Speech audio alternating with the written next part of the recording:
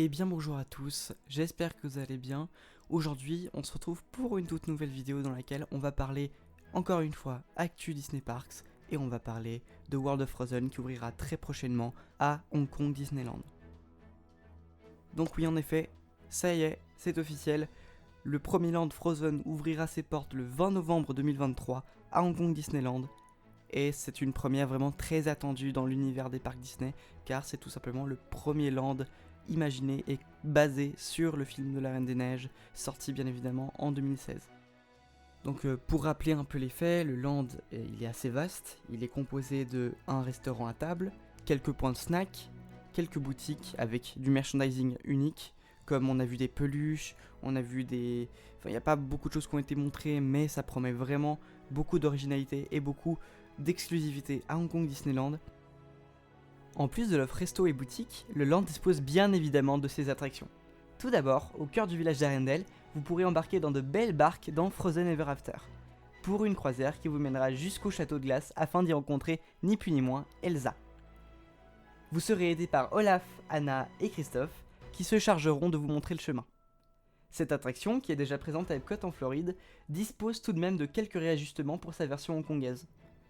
En dehors de nombreux effets de lumière par-ci par-là, la plus grosse différence à noter est la présence d'audio animatronics dernière génération que ne dispose pas la version floridienne. Lors d'une conférence, on a même pu avoir un petit aperçu de ce que rendait celui d'Elsa, qui est vraiment sublime je trouve. Puis, un peu plus loin vers la forêt, vous pourrez grimper dans de petits traîneaux qui vous fera descendre la montagne sur laquelle vous grimperez grâce à l'attraction Wanderin Oken Sliding Slice, qui est, pour le coup, exclusive à Hong Kong.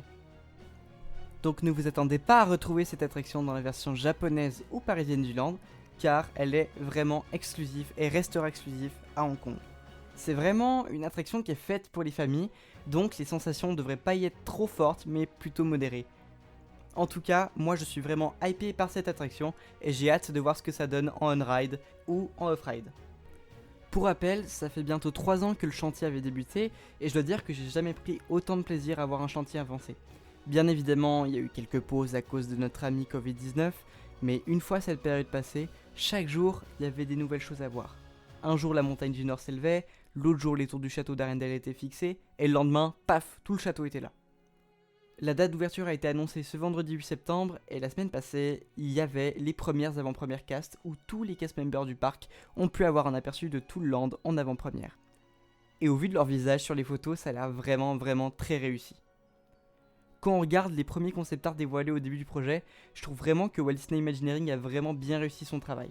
Il doit y avoir des dizaines de milliers de détails et clins d'œil cachés et parsemés dans toute la zone que les visiteurs se feront un plaisir de chercher.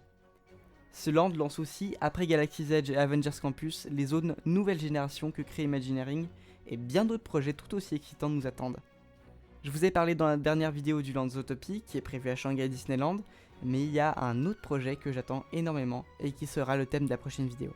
Je vous laisse essayer de deviner duquel il s'agit et m'en faire part en commentaire. Ce que je peux vous dire, c'est que ce projet c'est tout simplement la plus grande extension jamais réalisée dans un parc Disney. En tout cas, merci d'avoir pris du temps pour m'écouter et j'espère que vous êtes autant hype que moi à l'approche de l'ouverture du premier World of Frozen. Portez-vous bien et ciao ciao.